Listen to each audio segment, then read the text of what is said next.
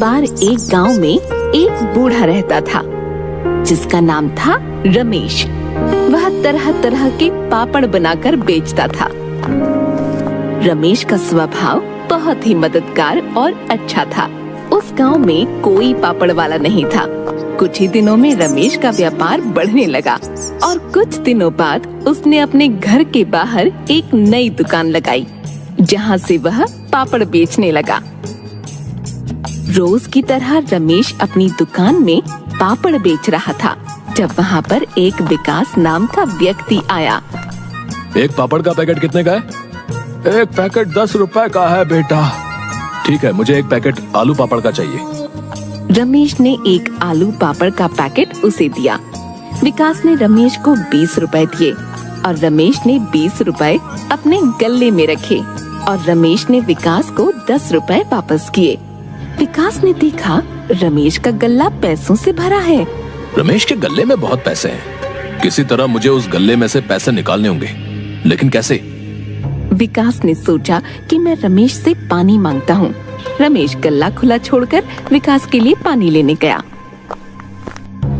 रमेश के आने से पहले मुझे उस गल्ले में से पैसे निकालने होंगे। जैसे ही विकास ने गल्ले की तरफ हाथ बढ़ाया, तभी रमेश वापस आ गया। तुम मेरे गले में से पैसे क्यों निकाल रहे हो विकास? कुछ देर तक उन दोनों में बहस चली और रमेश ने कहा, पंचायत तय करेगी यह पैसे किसके हैं। अब मुझे पंचायत में बताना पड़ेगा कि ये मेरे पैसे हैं। विकास अभी छोटा है और अगर पूरी पंचायत के सामने गलत साबित हुआ तो उसके लिए अच्छा नहीं होगा। वो अपनी गलतियों से खुद सीख जाएगा। अगर तुम्हें लगता है ये पैसे तुम्हारे हैं तो तुम रख लो, मुझे कोई बहस नहीं करनी है। विकास यह सुनकर बहुत खुश हुआ और वहाँ से चला गया। वह घर पहुंचकर उन पैसों को गिनने लगा। लगता है रमेश पापड़ बेचकर बहुत पैसे कमाता है, तभी उसने अपने पैसे मुझे दे दिए।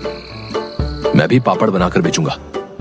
अपने पैसों में रमेश से चुराए हुए पैसे जोड़कर उसने नई सामग्री ली और पापड़ बनाने शुरू किए। रमेश की दुकान के ठीक सामने विकास ने अपनी दुकान लगाई। पापड़ ले लो, पापड़ ले लो।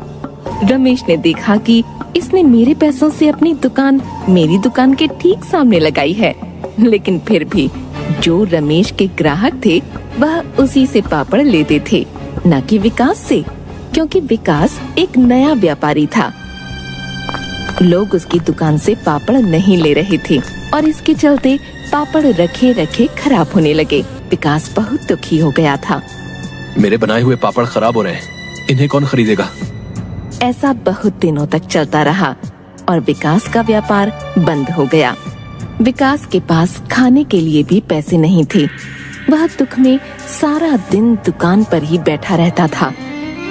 रमेश यह सब देख रहा था। रमेश से विकास का दुख देखा नहीं गया और वह उसकी दुकान पर गया।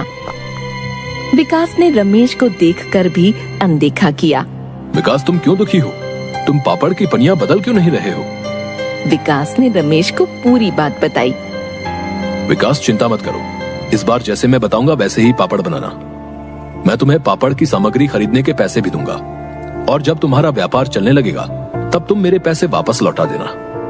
मैंने आपके पैसे चुराए, आपकी दुकान के सामने अपनी दुकान लगाई और आप फिर भी मेरी मदद कर रहे हैं। मैं ऐसा बर्ताव दोबारा फिर कभी नहीं करूंगा। जैसा रमेश ने बताया, विकास ने वैसा ही किया और जल्द ही उसका व्यापार बढ़ने लगा। विकास ने रमेश के सारे पैसे वापस लौटा दिए। अब हर काम ईमानदारी से करना विकास। आपकी अच्छाई के कारण आज मैं अच्छे से व्यापार कर पा रहा हूँ।